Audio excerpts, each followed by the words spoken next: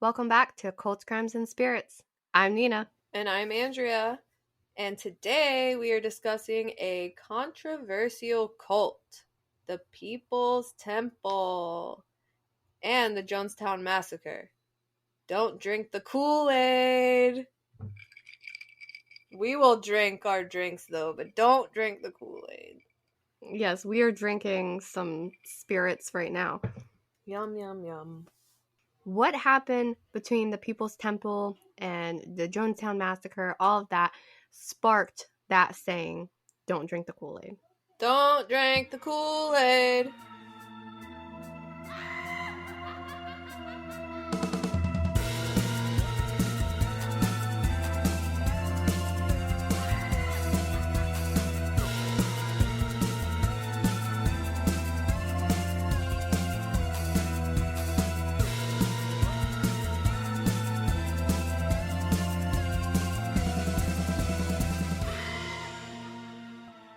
And just a warning, this episode we are going to be discussing some sensitive topics like suicide, so just to let you know that before we get into this episode. 45 years ago, on November 18th, 1978, deep in the jungles of South America, cult leader Jim Jones forced his flock of over 900 followers from the People's Temple to go commit mass suicide. Yeah, this whole thing, Jim Jones and the People's Temple, it's crazy. We're about to get into some really crazy shit. And shout out to Casey, our little cousin. Shout out, our little cousin Casey. This happened on her birthday. Happy birthday, Casey. Many years before she was in existence, but still. Shout out to Casey. Happy birthday. And I'm sorry, such a tragic event happened on your birthday. Yeah. Well, Jim Jones was a character, and we mentioned good old Jim in the Heaven's Gate episode where we talked about the Heaven's Gate cult earlier this year, and how they used to get so pissed off when people compared them to Jim Jones and what happened at Jonestown, because they were like, we're not like that, but yet the same type of thing happened with their cult committing mass suicide as well, and it was this whole thing. But they used to get so pissed off if someone compared them to Jim Jones. So for us to understand the paranoid, psychotic Jim Jones, we have to go back to the beginning, okay? So he was born Jim Warren Jones on May 13th, 1931 in Crete, Indiana. He shares the same birthday month as you. Ew. Gross. His father was a disabled war veteran, and his mother was always working because she didn't really want to be a mom. And so Jim was just left alone most of his childhood. His parents didn't really show him much attention or love. So Jim ended up attending local church with some of his neighbors that would take him along. And so as a kid, he started like church hopping and like going and checking out all these different churches in town, the different denominations and things like that, and just seeing what it was all about. I think he really liked it because of the attention that the preachers commanded. You know, everyone was listening to them. Everyone was paying attention to them and what they were saying. People were hanging on every word. And I think he loved it. He saw that. Yeah, he wanted that for himself. Yes. So little Jim, he began preaching to the neighborhood kids. Needless to say, he did not have a lot of friends, but go figure. He wanted to preach to them. He liked being the center of attention, and he was actually a really great public speaker. Like, he picked up on that shit. So, and he would always dress in his Sunday's best, you know, stuff that most kids would reserve to wear to church on Sunday. He was like wearing that on a daily basis. Like he was like dressing for success. Okay, I guess. Dressing the part, faking it till he made it. Eventually, his parents split up, and he ended up moving with his mother to Richmond, Indiana, where he reinvented himself. As what? As a hospital orderly. Oh, okay. Yeah, he started working at a hospital, and this is where he met his future wife, Marceline, which, can we just appreciate how pretty her name is, Marceline? Yeah, flows very nice. Yeah, I never heard that name before, and I just kind of love that. Marceline, she was an older nursing student that worked at the hospital that he was working at. And they met, fell in love, blah, blah, blah, and ended up getting married. And Jim was like really loving his job as an orderly, and he was really considering a career in the medical field.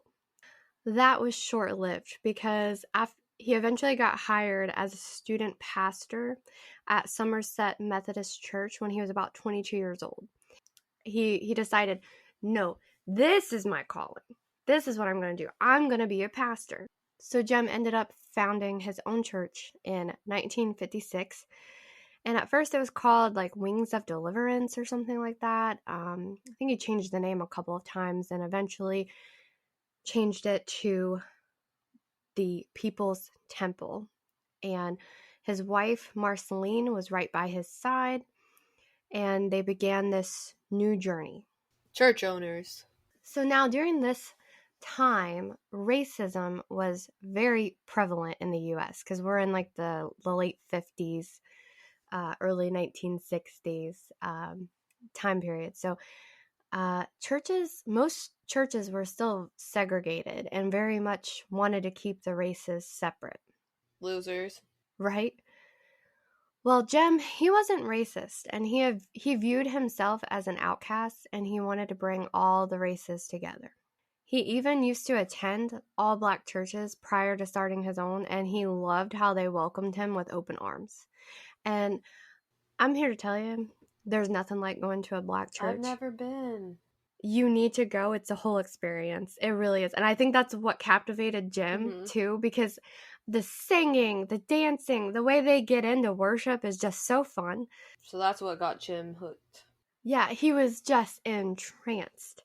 And he really wanted to bring the races together. And at first, Jim and the People's Temple were really making a difference. Like, the People's Temple didn't start out as a cult. It really started out as something good. Oh, okay. Well, I want to know what led it to becoming a cult. Yeah, because Jem, like, lost his shit, so, but we'll get to that. I'm excited.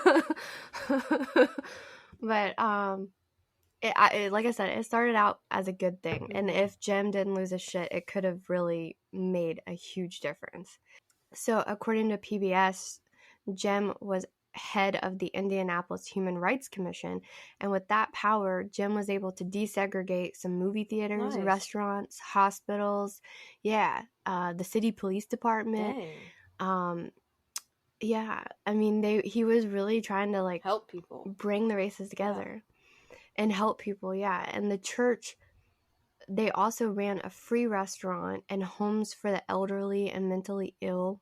And according to the Indy Star, Jim also organized an employment assistance service in which the church members helped jobless people find work and gave them clothes to wear for job interviews. That's nice.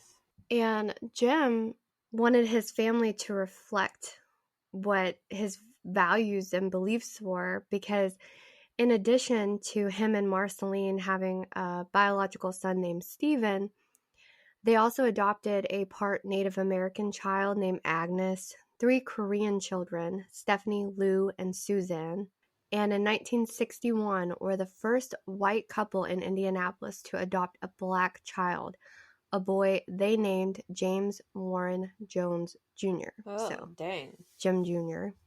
They also ended up adopting another son named Tim. That's a lot of kids. Who was white. And Tim, they adopted him from like another member of the church. I guess they decided they didn't want to have a kid, and they ended up giving him up for adoption, and Jim ended up adopting him. Jim and Marceline adopted him. Aww. He referred to his family as a rainbow family, because it very much was. Yeah. But Jim was a little bit ahead of his time, trying to do all of this. People weren't quite ready. People probably were angry.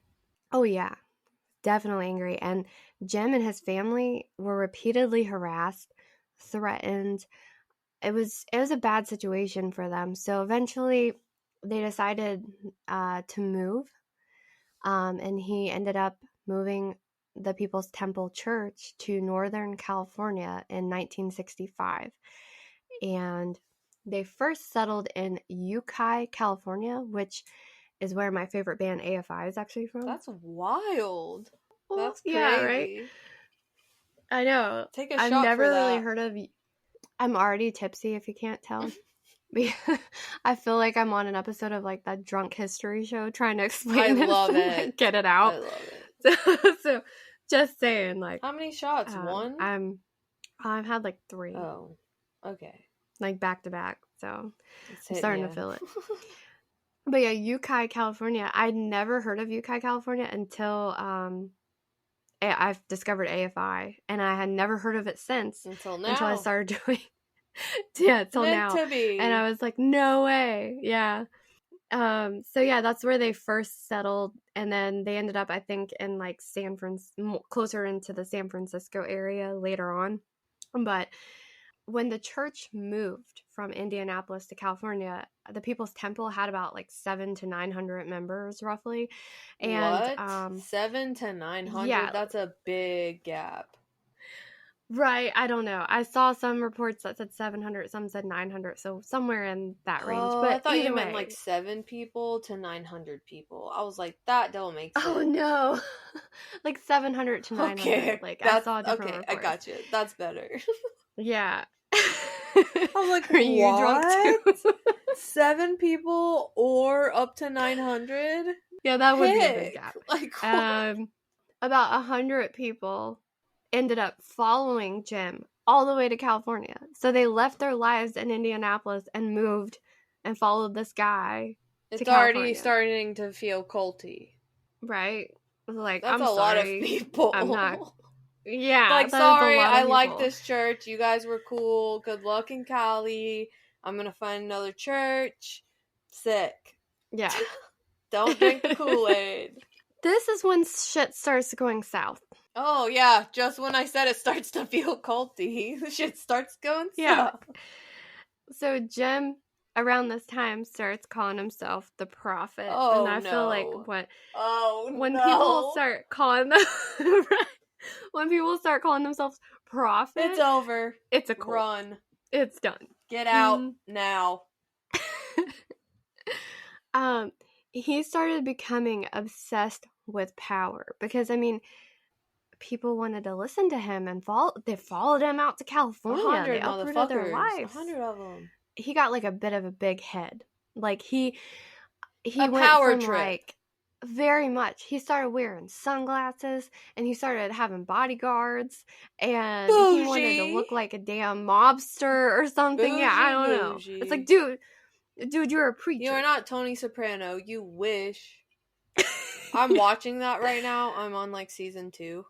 You like it? Great show so far. Yeah. Always makes me want salami.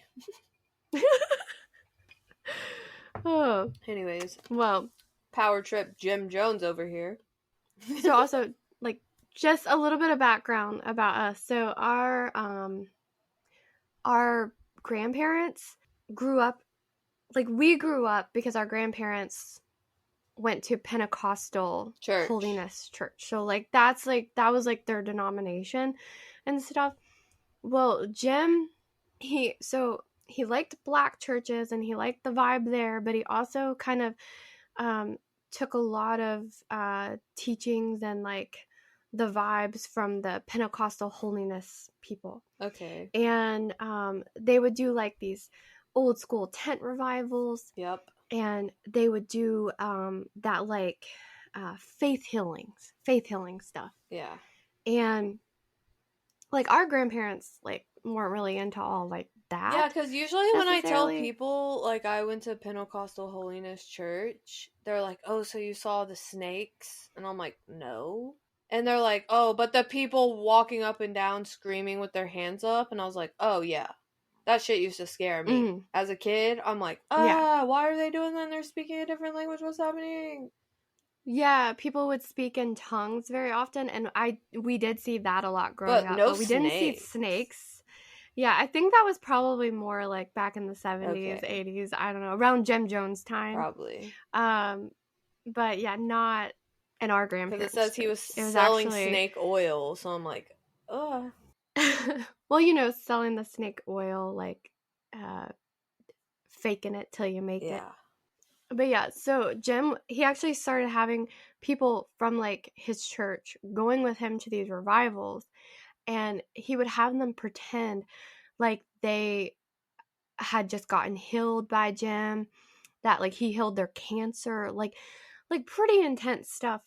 Because basically, I don't know what bullshit he told them to get them to agree to it. But anyways, he got some people to fake the faith healings and entice new members to join the church, because more members, More more money. money. And we don't just mean in the Sunday collection plate.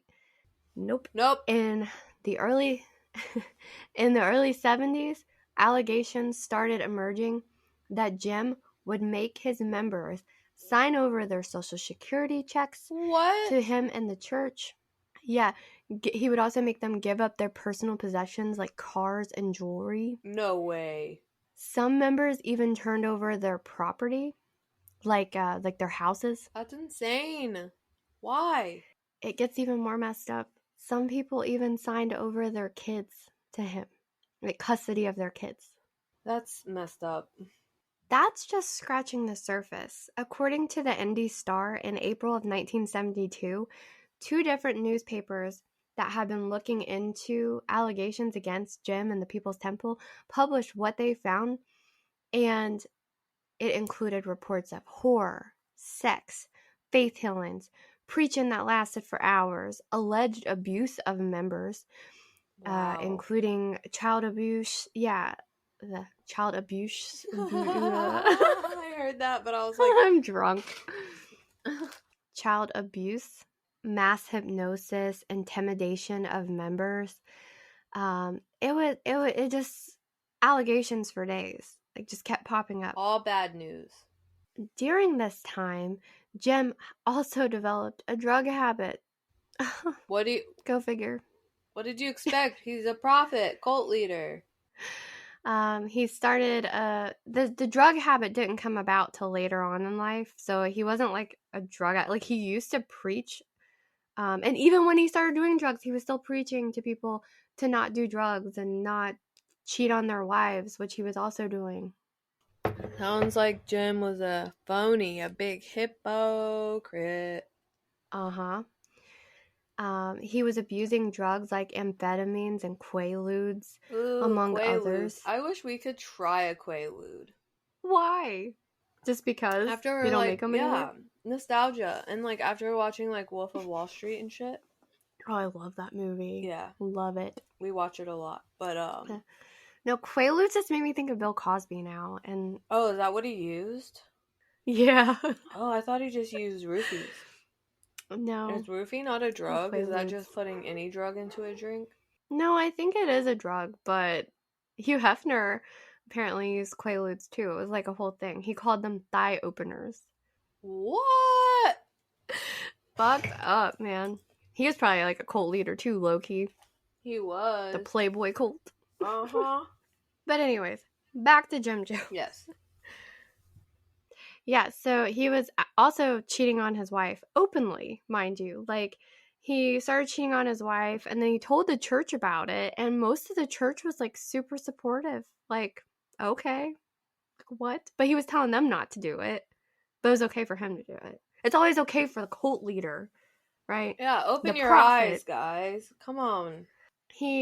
So he had many sexual relationships outside of his marriage, and pretty much with other members of the People's Temple. And He was just a hoe bag. he was a hoe. Jim was a hoe.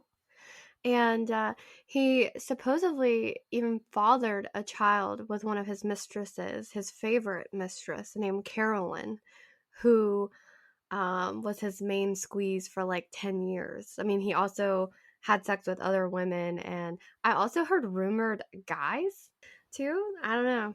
I wouldn't put it past them with those Quaaludes. Right? and his followers referred to him as father, and they were his children. That's some culty shit too, that right there. Disgusting. Good morning, So father. gross. Hello, Yeah. child.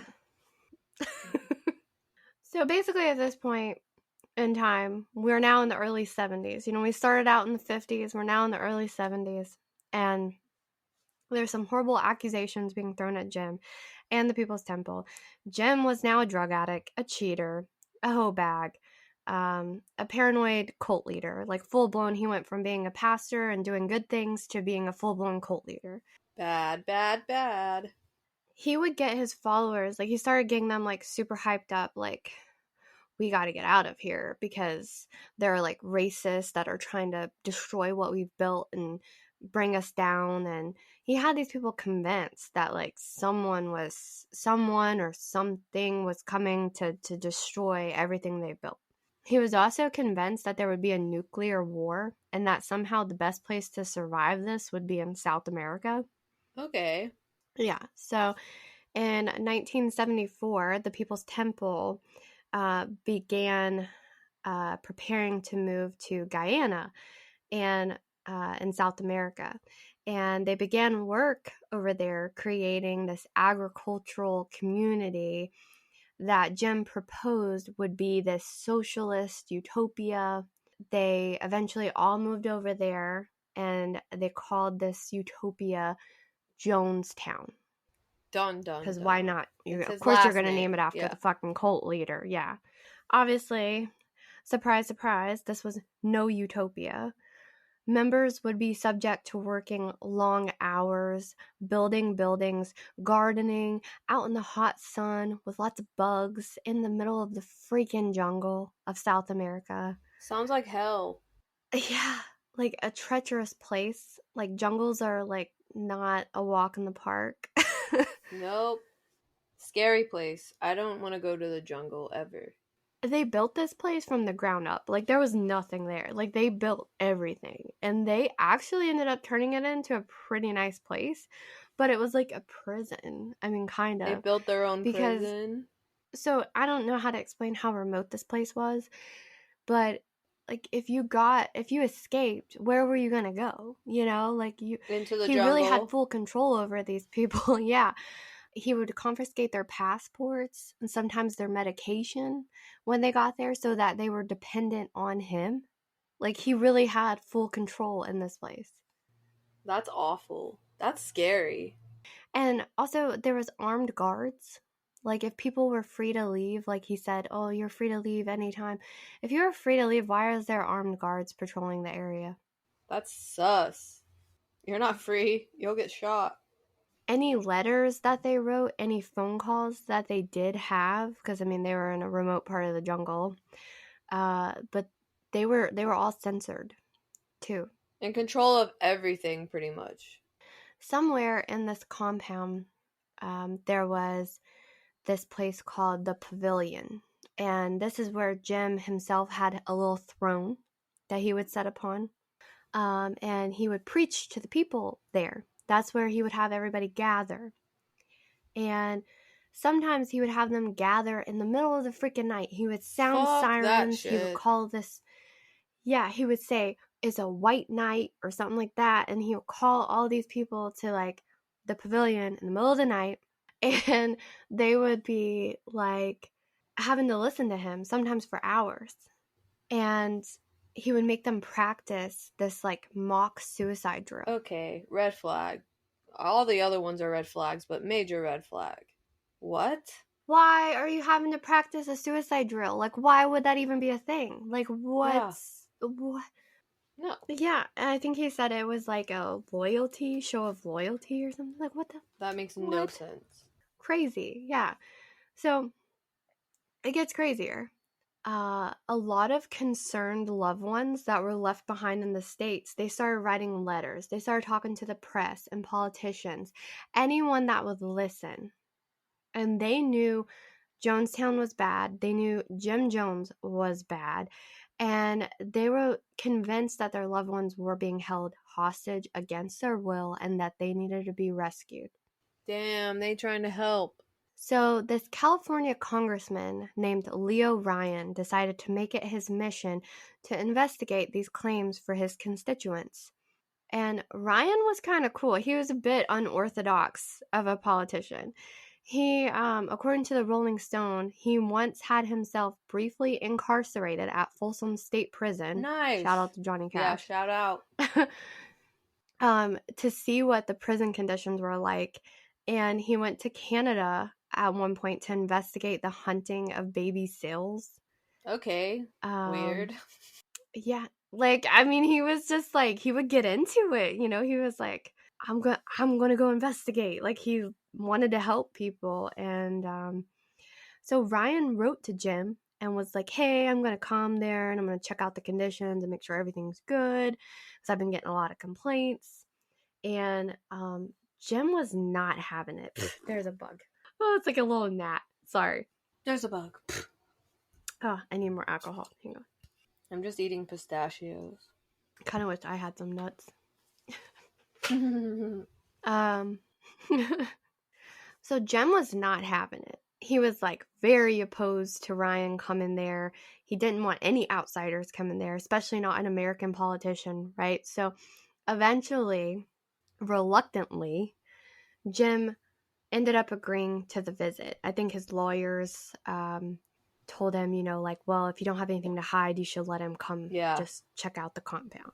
Stop being weird. Because it looks bad if... Yeah, that's basically what he was being, was weird. So Jem started preparing the people for this visit. He would make them rehearse for hours every day, like what they were going to say, what they were going to do when this guy came there. So they're putting on a play.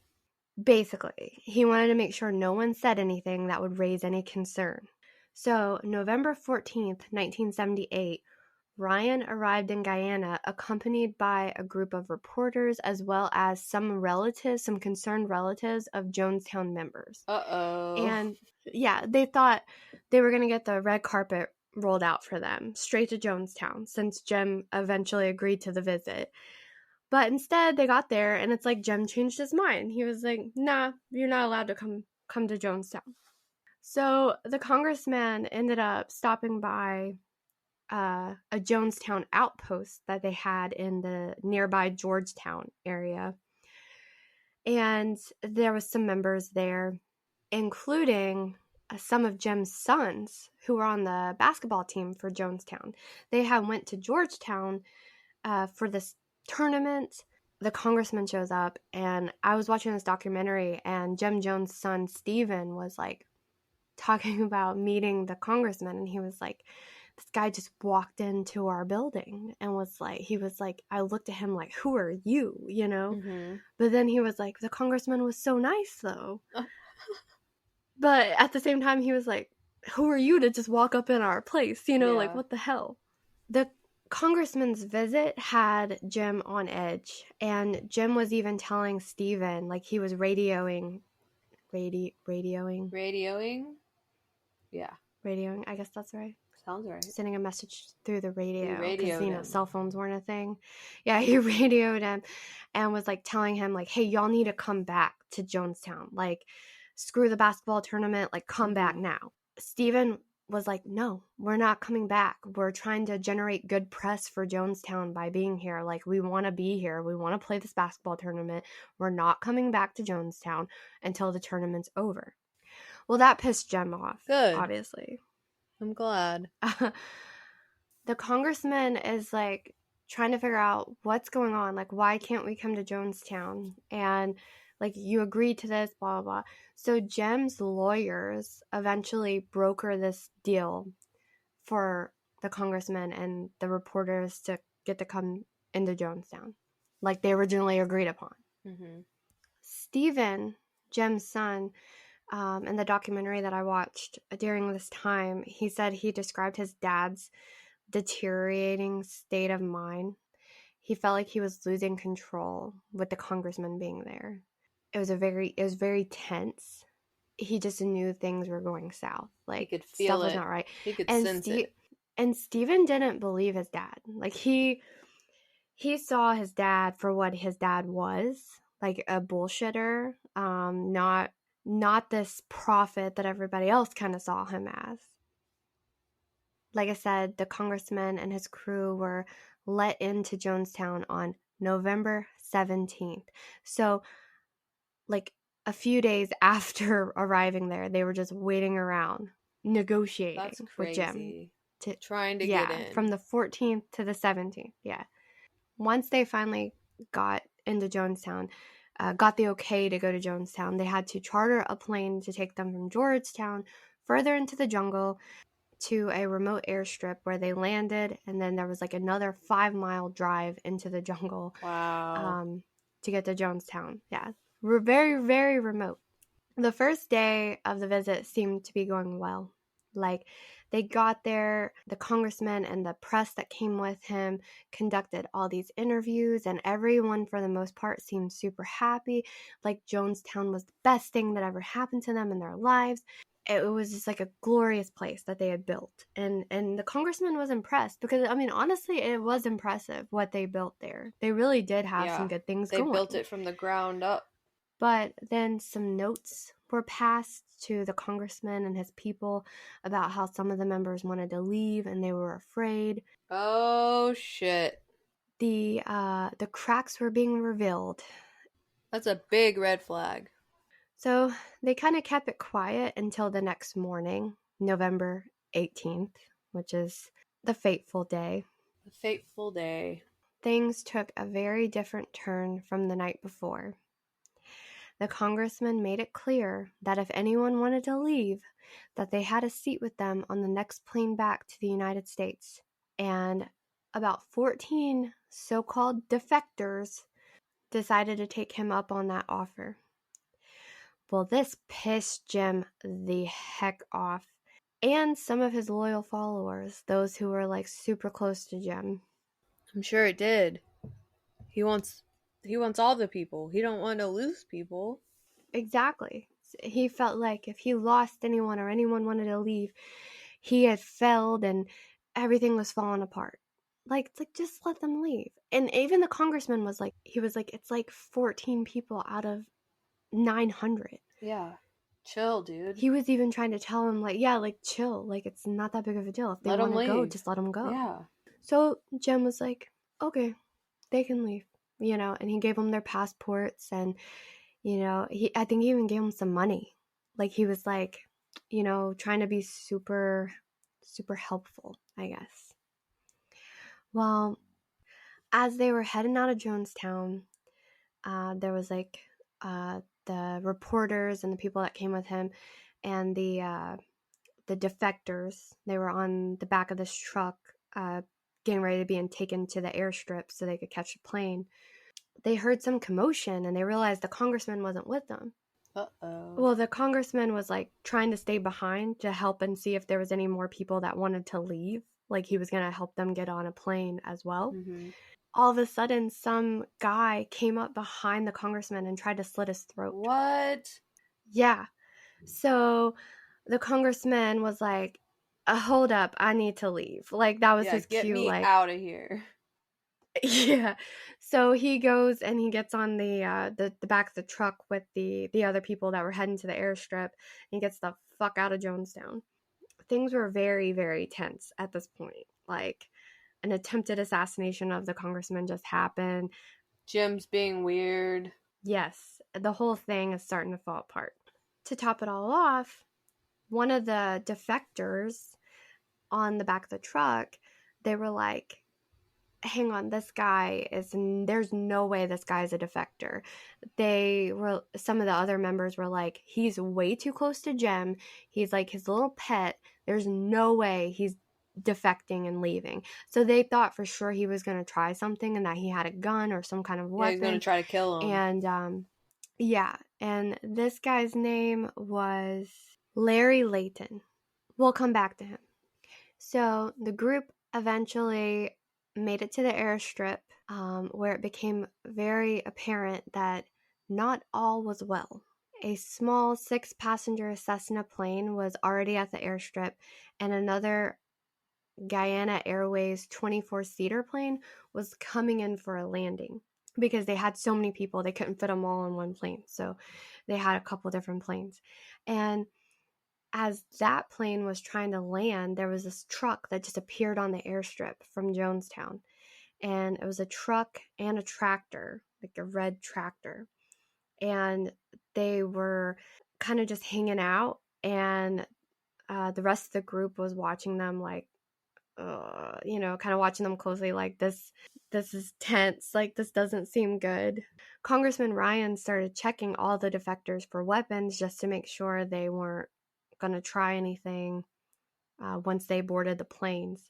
Well, Larry Layton, Good old Larry. he ended up kind of like jumping in the plane real fast before they could check him. And they pointed out like that they hadn't checked Larry yet, and he let them search him again, I think, but they didn't find the gun that he had because he did have a gun. Oh no. And he ended up shooting the people from the tractor and the truck that appeared on the airstrip. They also opened fire. So it was like this whole shootout that was happening all of a sudden. And several people were injured and 5 people were killed. That's awful. Including Congressman Ryan. Oh no, they got him. Yeah, so he escaped an attempted assassination back at the compound, but ended up dying like literally probably a couple hours later on the airstrip. That's so sad. So Congressman Leo Ryan died. Photographer Greg Robinson of the San Francisco Examiner, he died. Cameraman Bob Brown, NBC reporter Don Harris, and Temple defector Patricia Parks, they all were killed. This is what Jem wanted. He actually ordered this. He ordered his people to get revenge. He wanted them to take the congressman out. He wanted the congressman dead so that he could tell his followers that there was no turning back. Now, they killed a congressman, and You're surely fucked. there would be people coming for them. Yeah, they're going to come for them now. They're going to destroy everything they built, everything that they are. That same night, because of Congressman Ryan's death, he ordered everybody in the People's Temple to commit mass suicide. Wow. That's the night. Because that makes total sense. Tonight's like, the night. They're probably coming for the leader. For Jim. They're not coming for the rest of, for 900 He's like, no, people. you all have to die with me. Mm-hmm. His loyal followers began mixing up a cyanide-laced drink that also included tranquilizers and sedatives. Don't drink it. Yeah, here comes the Kool-Aid. So, in fact, it was actually not Kool-Aid, but instead it was Flavor Aid. Oh, good old Flavor Aid. Yeah, everybody says don't drink the Kool-Aid, but it was actually So don't drink Flavor the Aid. Flavor Aid. Yes, don't drink the Flavor Aid. They started mixing it up, and a lot of people there took the drink willingly because there was a lot of crazy, like, loyal followers. But a lot of people were like, I don't want to do this. There's got to be another way. Yeah, I don't want to do this. Like, what the... They ended up forcing them. There was several bodies were found with like syringe marks where they had been injected. So there was people were forced to take it. That's sad. So it's not like everybody there died willingly. Yeah. There was over 900 people at this compound. That's a lot of people. And the worst part is a third of that was children. Dang, that's a lot of little kids. Yeah, just over 300 kids under the age of 18. And they killed the children first. Oh, that's awful. The parents were forced to give the drink to their children and watch them die. That's fucked up. Yeah. 33 members were able to survive this horrible ordeal. Wow. A few of the members were just not there at the time, like the basketball team and other people that were in Georgetown and stuff at the time.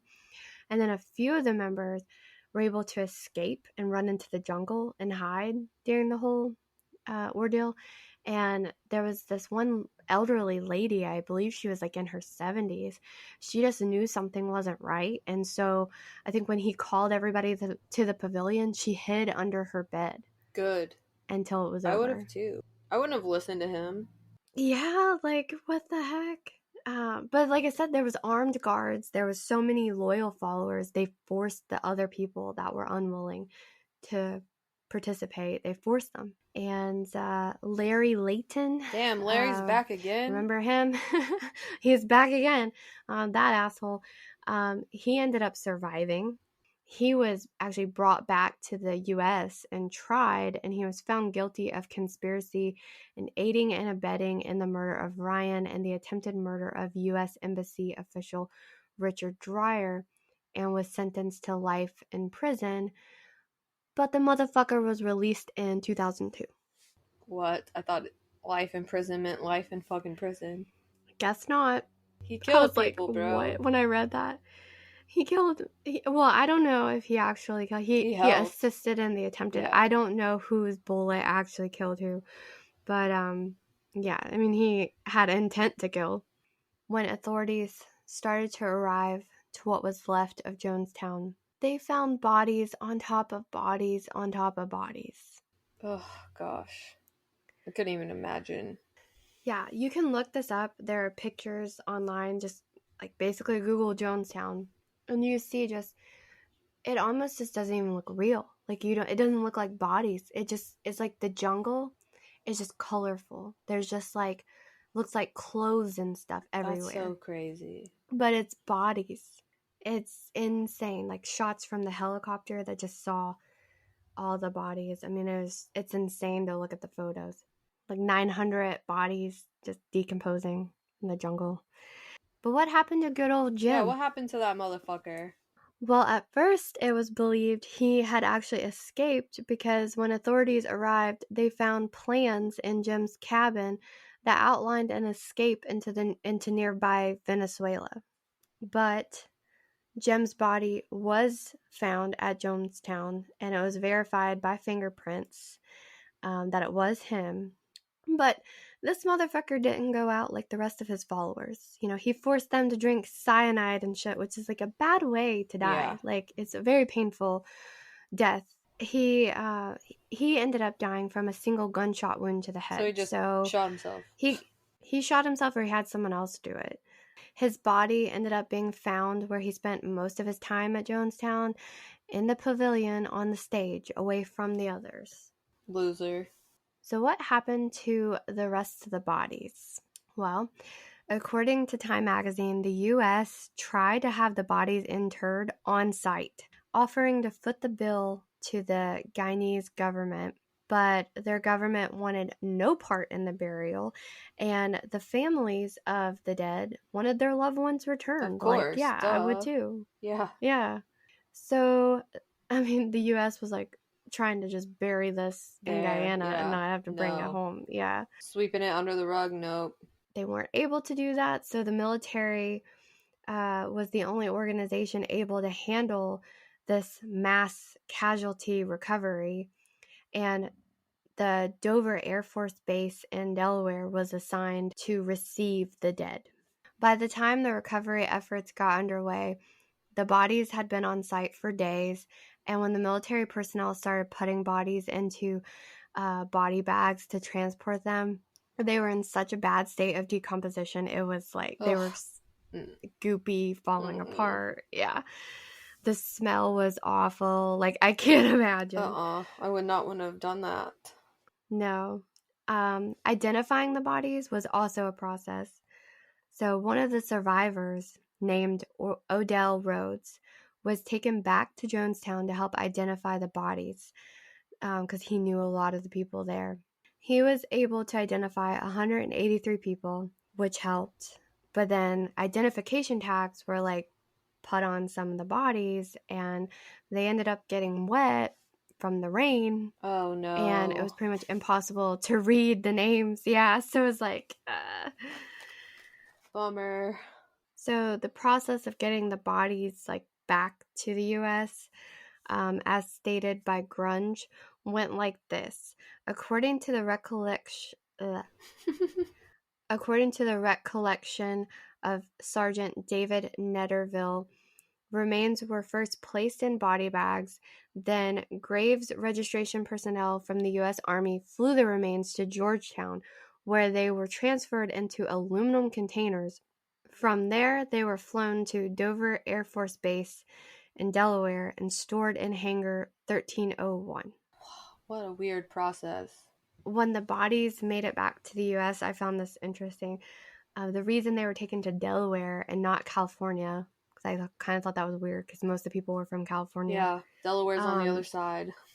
they did this on purpose because they didn't want all the family members showing up, making things more difficult than they already were. Wow, that's kind of lame. I'd be pissed. Yeah.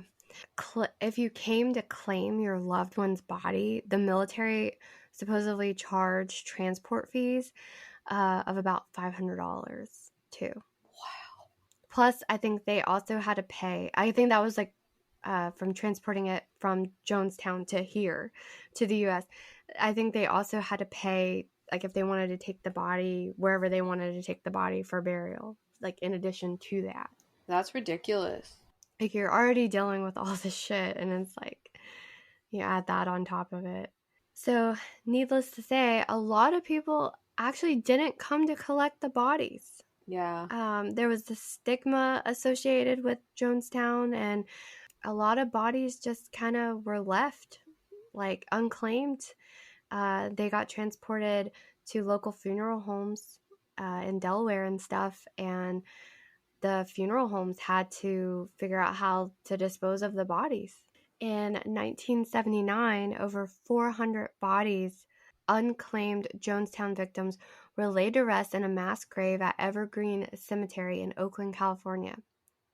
A lot of cemeteries turned them away and didn't even want the bodies buried because of fear. Like they didn't want them buried in their cemetery for fear of it turning into like a tourist attraction. Wow. So Evergreen Cemetery in Oakland, California Was like, actually sure, took we'll the do it. bodies. Yeah. And a marker was placed at the mass grave by a San Francisco group called Guyana Emergency Relief Committee or something like that. But the marker only contained some of the victims' names. So in 2008, 2 more markers were added, but they were also lacking names, didn't have everybody's name on it. So finally in 2011, 4 large monuments with all the names of all of the Jonestown victims were placed there and unveiled by the Jonestown Memorial Fund. Aw. And you think that would satisfy people, right? Yeah. Wrong. Why?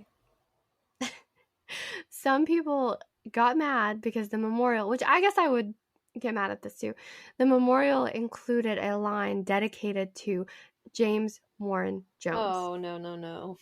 It pissed a lot of people off. And according to Grunge, Joyna Norwood, who claims to have lost more than 20 family members in the Jonestown What? tragedy, yeah, she sued them. Oh my gosh. Yeah, the lawsuit was eventually dismissed in 2014, along with an appeal a year later. But another commemorative stone was eventually erected at the site in 2018. So this is still going on as recent as 2018. That's pretty wild that this is still a thing. Yeah, is this whole thing occurred in 1978 and still being resolved in 2018. And several of the bodies were examined upon being brought back to the U.S., but they only ended up doing autopsies on like 7 of them. Only 7? Yeah, out of like 900 people. Yeah. All of the autopsies took place on December 15th, about a month after the incident. And there was just a few random people, or there was a couple random people picked. And then like 4 people, like 4 families requested that their family member have an autopsy. And then they did an autopsy on Jem Jones. Of course they did. So back in 2014, Minus Funeral Home in Delaware was found to be storing the cremated remains of 38 individuals, 9 of which belonged to victims from Jonestown. Oh, that's a little creepy. This funeral home ended up closing after the owner, Edward G. Minus Sr., died in 2012, and the bank took over the building. And according to an article by AP News, Delaware funeral directors said it's not unusual for families to authorize cremation and then leave the ashes unclaimed at a funeral home. So apparently that happened a lot. And they didn't just have, they had 9 people from the Jonestown But 38 altogether. thing, but they had 38 altogether. So, like, this happened quite often, like, people just not claiming remains. 5 of the 9 remains of the Jonestown victims ended up getting buried or spread at the mass grave in Oakland, and the remaining 4 were finally claimed by family members. Damn. Took a long ass time. Years later. A really messed up situation. How the bodies were brought back and then how so many of them just left unclaimed. That's terrible. Yeah, the whole situation was terrible. Like, all of it. Jim Jones Awful was man. terrible. Yeah, just straight up cult leader. Cult for classic sure. right here. Yeah. Classic cult. Yeah, the mass scale of this cult and Was bizarre. what Jim. And the thing is, Jim was actually doing a lot of good At first. Not so but much I feel like later. that's how they get yeah. you. Yeah. Then they get addicted Yeah. to greed and power, and then they're like drugs, sex. We went through this. But yeah, I mean, the Jonestown, this is just like an overview of it, and me explaining it while I'm Drinking. a bit drunk, yeah. But Jonestown, you could literally do an entire podcast on just this. Like, you could talk, there's so many survivor stories, there's so many people that defected the cult that didn't end up going to South America, that just so many stories shared. It's a very complex thing. You could really just do a whole podcast on it. So that's just an overview. If you want to know more, Do some I suggest research, looking into it. Yeah, Jonestown, there's lots of documentaries out there. I even heard rumors that they're making a movie and like Leonardo DiCaprio is going to play Jim Jones. Oh shit. I don't That'd know. be crazy.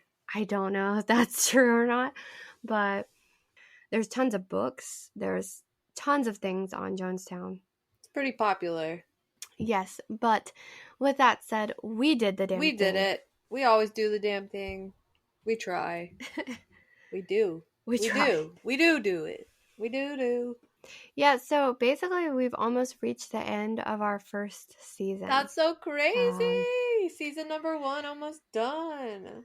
Almost done. So we have only one more episode that we're going to drop on Christmas Eve. It's not our normal Friday episode, but it's a Christmas Eve special. And we're going to, after that, return with new episodes. 2024, next year. Let's go. And if you don't already follow us on social media, you should. Make sure you're following us. Do it. Yes. Please.